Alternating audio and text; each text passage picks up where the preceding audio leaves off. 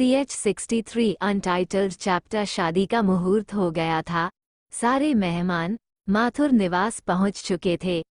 थोड़ी देर में एकांश और उसका परिवार भी आ गया।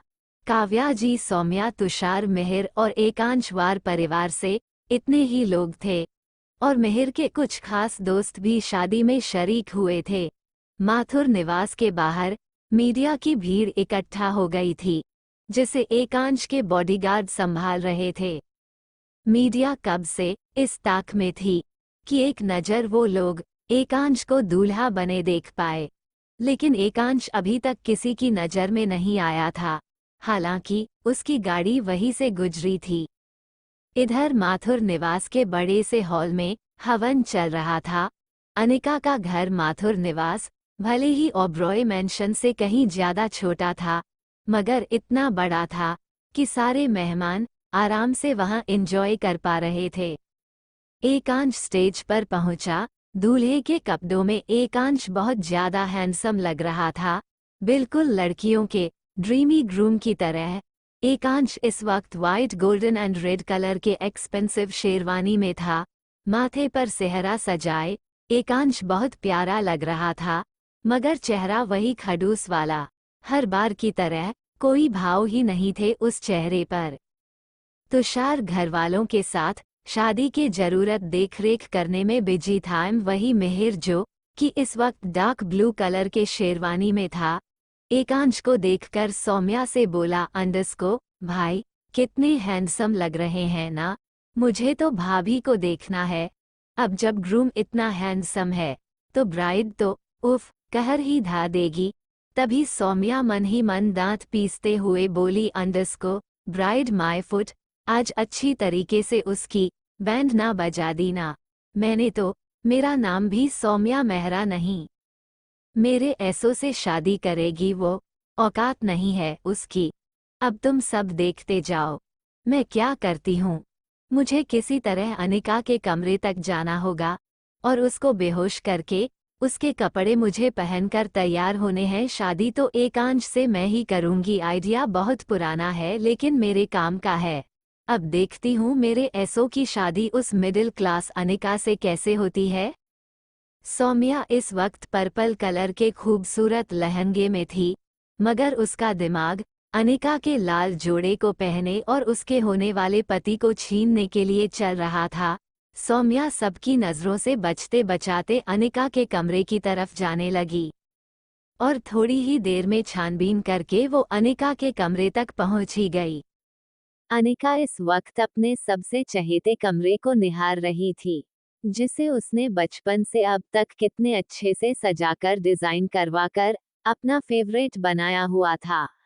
ये पिंक कमरा जिसमें हर चीज अनिका को मनपसंद की थी, आज ये कमरा उसे छोड़कर जाना था। इधर सौम्या की अलग ही चाल थी। उसके हाथ में एक स्प्रेया था, जिसे देखते हुए सौम्या मन ही मन मुस्कुराते हुए सोचने लगी, अंडस्को अब ये स्प्रे इस लड़की को बेहोश कर देगा। उसके बाद एकांश की दुल्हन तो मैं ही बनूंगा। ये सब सोचकर सौम्या डेविल स्माइल करने लगी और फिर सीधी मुद्रा में सीधे सादे तरीके से चलकर अंडस्को अनिका के कमरे में एंटर हो गई। अनिका के लगभग 1 कदम की दूरी पर आते हुए बड़ी ही प्यारी से अनिका से बोली, अंडस्को अनिका ये देखो तो मैं तुम्हारे लिए क्या लाई हूँ। अनिका जो वॉल पर लगी अपनी और बिन्नी की फोटो देख रही थी, वो अचानक से सौम्या की आवाज सुन पीछे मुड़ती है। तभी सौम्या झटके से स्प्रे की बोतल के चेहरे के सामने लाकर करने ही वाली थी कि तभी अचानक से सौम्या कहा, किसी ने पीछे से मोड़ दिया और उसे घुमाकर उसके हाथ से वो स्प्रे बिना छुड़ाए उसके उंगली से स्प्रे दबाते हुए उसी के चेहरे पर डलवा दिया। ये कोई और नहीं तुषार था, जिसने इस वक्त जोर से सौम्या का हाथ उसके कमर के पीछे मुड़कर सटा हुआ था। तुषार ने सौम्या की आंखें झिलमिलाने लगती है, जिससे सौम्या का चेहरा साफ साफ बता रहा था कि उसे चक्कर आने लगे। तभी तुषार सौम्या के कान के पास आकर बोला, अंडस्को मुझे पता था तुझ जैसी चुड़ैल चुपचाप रह ही नहीं सकती। पहले ही दिन से मुझे यकीन हो गया था कि तू कुछ ना कुछ तो गड़बड़ जरूर करेगी। चल अब सो जा, शादी होने के बाद तुझे यहाँ से ले जाऊंगा। तुषार की बाहों में झूलती सौम्या के कान में तुषार की आवाज पड़ रही थी। धीरे धीरे तुषार की आवाज उसे सुनाई देना बंद हो गई और वो आंखें बंद करके बेहोश हो गई। ये सब अनिका ने साफ साफ देख लिया था। तुषार की बाहों में लटकी सौम्या, जिसकी गर्दन पकड़ तुषार उसे अनिका के बेड के पास ले जाकर पटक देता है। ये सब देख अंडस को अनिका तुषार से पूछने लगी है, क्या कौन है? इस लड़की के साथ क्या क्या किया तुमने? ये स्प्रे जैसी कुछ बॉटल क्या है इसमें? तभी तुषार मुस्कुराते हुए अनिका को देखता है और मीठी सी आवाज में अनिका से बोलता है, मेरी ब्यूटीफुल भाभी, ज्यादा टेंशन मत लो। एक्चुअली क्या है ना कि ये जो लड़की है ना सौम्या, बहुत बड़ी एक्ट्रेस है। शूटिंग के दौरान इसके खोपड़ी पर गहरी चोट लग गई थी, जिस वजह से इनका मानसिक संतुलन बिगड़ गया है। हर वक्त इसे ऐसा लगता है जैसे ही एक्टिंग कर रही है। और अब देखो ना, क्लोरोफॉर्म का स्प्रे आपके ऊपर छोड़ रही थी। अगर मैं इसे वो परफ्यूम नहीं सूंघता तो आपकी पूरी शादी है स्पॉइल्ड कर देती। इसे दौरे पड़ते हैं ना, और अभी तो शादी तक हम कोई डॉक्टर भी नहीं बुला सकते। मुहूर्त हो गया है ना। तो चलिए, जब तक ये सोई है हम सारे कार्यक्रम पूरे कर लेते हैं ने, उसके बाद मैं इसे घर ले जाऊंगा और अच्छे से साइकेट्रिस्ट से इसका दिमाग दिखाऊंगा।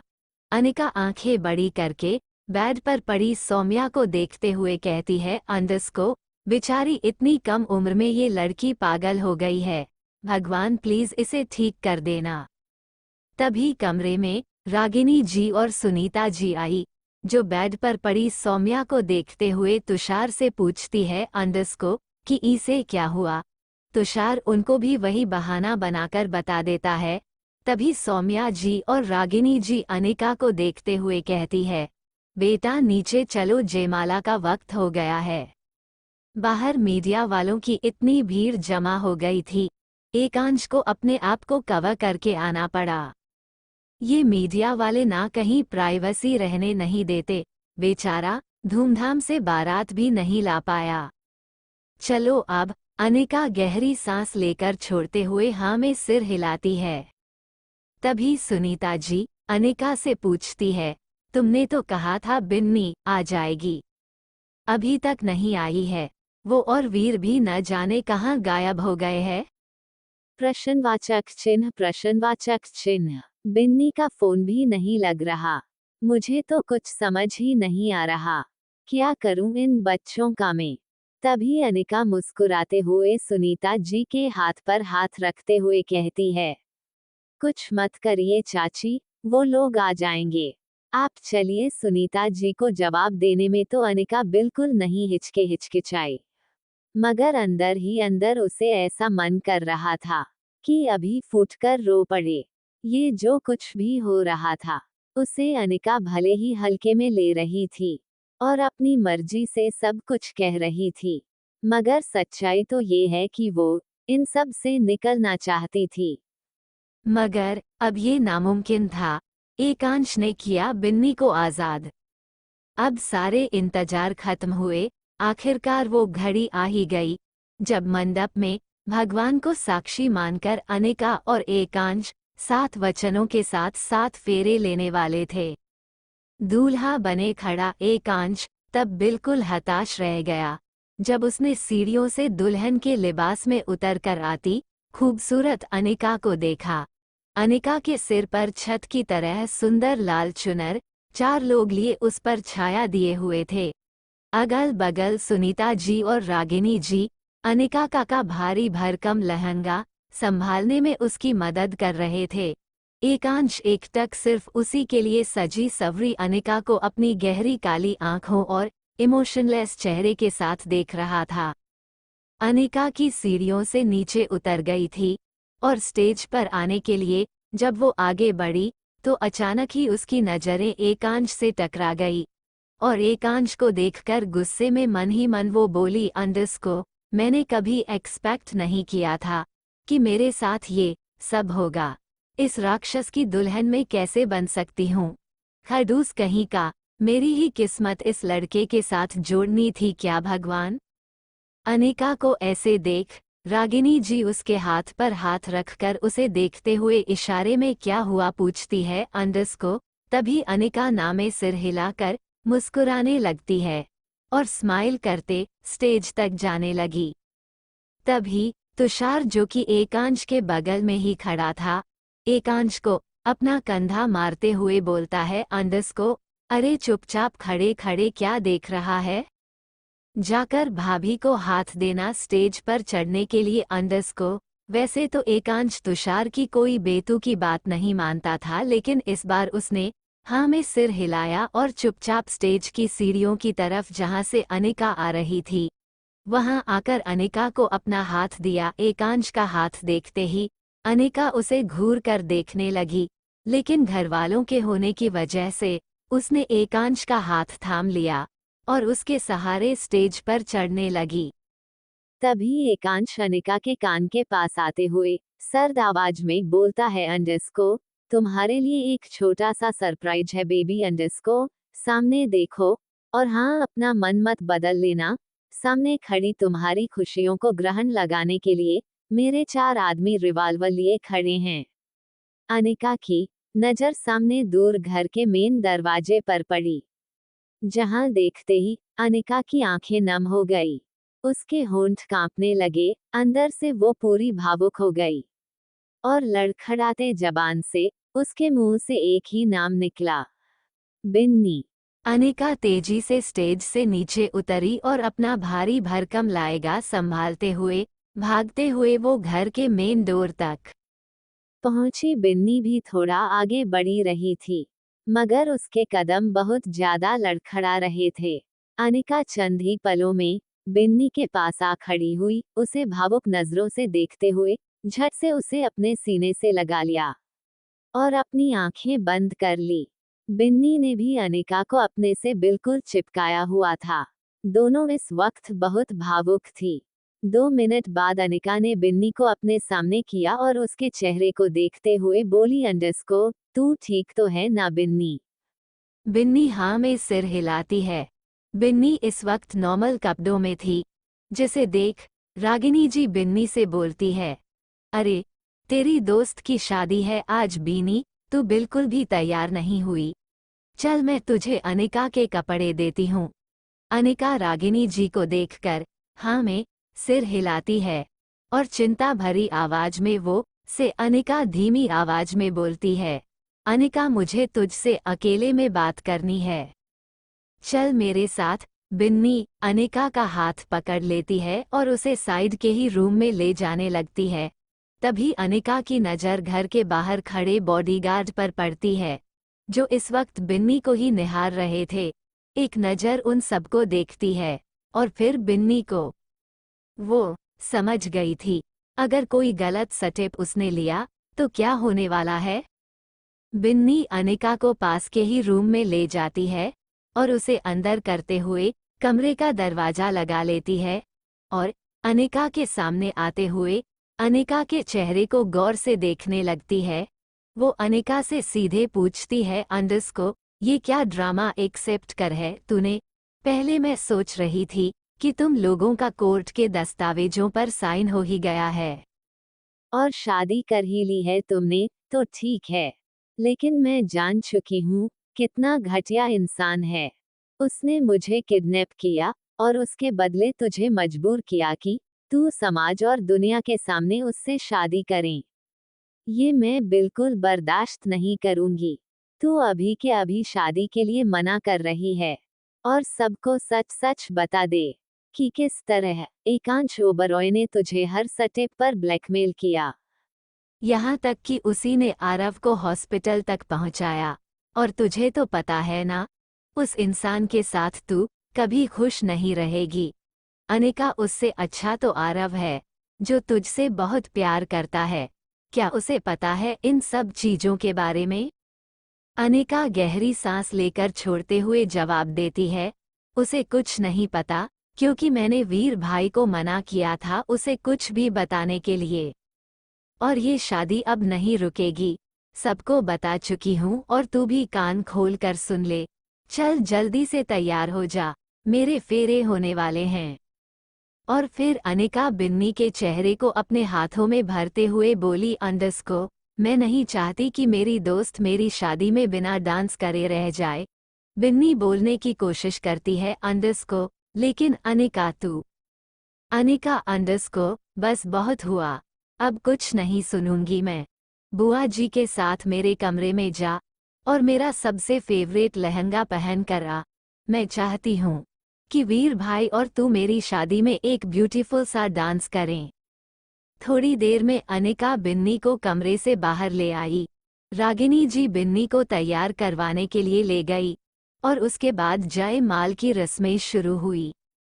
बिन्नी गोल्डन कलर का लहंगा पहनकर तैयार हो गई थी और ये सब रस्में गुस्से से देख रही थी, और खासकर एकांश को देखकर तो उसका खून खोल रहा था, क्योंकि यहाँ आने से पहले एकांश ने उसे धमकी दी थी कि अगर उसने घर वालों के सामने मुंह खोला तो उसे इसका बहुत बड़ा खामियाजा भुगतना पड़ सकता है। एकांश अनिका एक दूसरे के सामने खड़े थे। एकांश ने अनिका को माला पहनाई। अनिका को ये सब बिल्कुल अच्छा नहीं लगा और वो गुस्से में अपनी नजरें नीचे कर लेती है। तभी सुनीता जी अनिका को एकांश को माला पहनाने को कहती है। अनिका पहले तो हाथ में माला लेकर उसे जोर से दबाती है, जिससे मोगरे के फूल की माला उसके हाथों के अंदर दब सी गई थी। फिर अनिका नजरें उठाकर एकांश के चेहरे को देखते हुए अपने पैर उचकाकर लंबे चौड़े एकांश के गले में माला डाल देती है। तालियों की गड़गड़ाहट होती है। तभी तालियों के शोर के बीच में वीर किसी को अपने साथ लेकर घर के अंदर आया। वीर के साथ इस वक्त आरव था, जो कि वीर के कदम से कदम स्टैंड के सहारे मिला पा रहा था। वो अभी चलने लायक नहीं रहा था। आरव वीर से पूछता है, अंडस्को, वीर तेरा घर इतना सादा सजा सजा क्यों है और क्या सरप्राइज देने वाला है तू मुझे, यहाँ इतने सारे लोग और बाहर मीडिया वाले, आखिर चल क्या रहा है ये सब? वीर मुझे बता तो सही। आरव आगे कुछ पूछता इससे पहले ही उसकी नज़र स्टेज पर चली गई और वो हक्का बक्का रह गया। उसके दिल की धड़कन रुक गई जब उसने देखा कि अनिका दुल्हन के लिबास में किसी गैर इंसान के साथ खड़ी है। आरव ने एकांश को भी पहचान लिया। ये देख आरव की तो मानो दुनिया ही थम गई। उसके दिमाग ने काम करना बंद कर दिया। वो चुपचाप खड़ा रह गया। तभी वीर मुस्कुराकर आरव के कंधे पर हाथ रख बोलता है, अंडस्को, देख ये था सरप्राइज, दे दिया ना झटका। तेरी बंदरिया अनिका शादी कर रही है। आरव थोड़ा सा मुंह खोलता है और हकबकाते हुए बोलता है, अंडस्को, शादी। वीर बोला, अंडस्को, हाँ यार, ये सब इतनी जल्दी हुआ कि हमें भी कुछ समझ नहीं आया। लेकिन देख अनिका आज कितनी प्यारी लग रही है। अनिका भी स्टेज पर से आरव को देखती है और एकांश आरव को देखते हुए अनिका के चेहरे को देख रहा था। वही बिन्नी आरव और वीर के पास आकर आरव के कंधे पर हाथ रख इमोशनल चेहरे के साथ से कहती है, हाँ आरव, अनिका शादी कर रही है। बिन्नी को जबरदस्ती आरव को ये सब बोलना पड़ा, जबकि बिन्नी अच्छे से जानती थी कि आरव अनिका को कितना चाहता है। तभी वीर वेटर से कहता है कि वो एक चेयर लाकर दे। वेटर फटाफट से चेयर लेकर आया। वीर ने आरव को वहां बैठा दिया। आरव अब अभी कुछ सोचने समझने की हालत में नहीं था। उसे तो बस अभी अभी पता चला था कि ये सब हो रहा है। उसे बैठ आते हुए वीर ने जब उसे अपना ध्यान रखने को कहा, तब आरव हिम्मत करके वीर से पूछी पड़ा, अंडस्को, ये सब मजाक है ना? अनिका शादी कैसे कर सकती है? उससे तो मैं आरव आगे कुछ कहता, इससे पहले ही वेदांश जी आनंद जी आरव के पास आए और उसका हाल चाल पूछने लगे। आरव इतनी टेंशन में था कि उसने आनंद जी को भी कोई जवाब नहीं दिया। वो बस सब कुछ देखे जा रहा था। वही बिन्नी आरव की हालत को समझ पा रही थी कि उस पर क्या बीत रही होगी। थोड़ी देर में एकांश और अनिका मंडप पर बैठ गए और पंडित जी ने शादी की सारी रस्में शुरू कर दी। मंत्रों के साथ अनिका और एकांश भगवान को साक्षी मान रहे थे।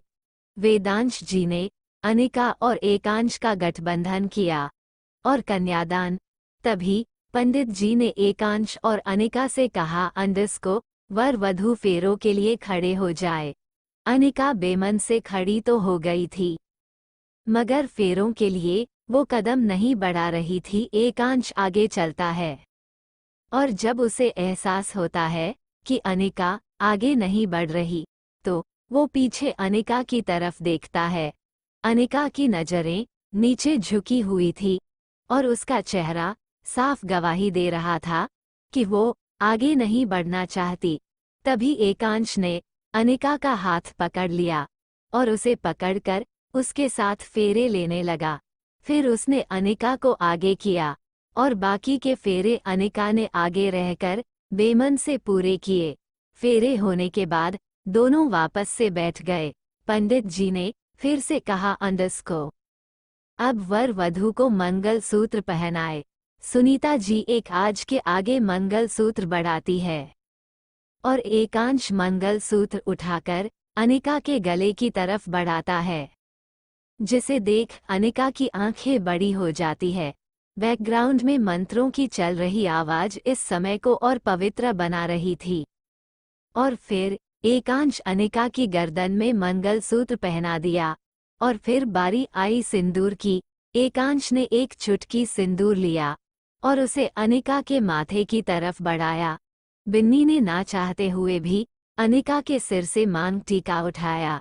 इधर स्टेज से नीचे चेयर पर बैठा आरव ये सब देख बिल्कुल सुन्न पड़ गया था।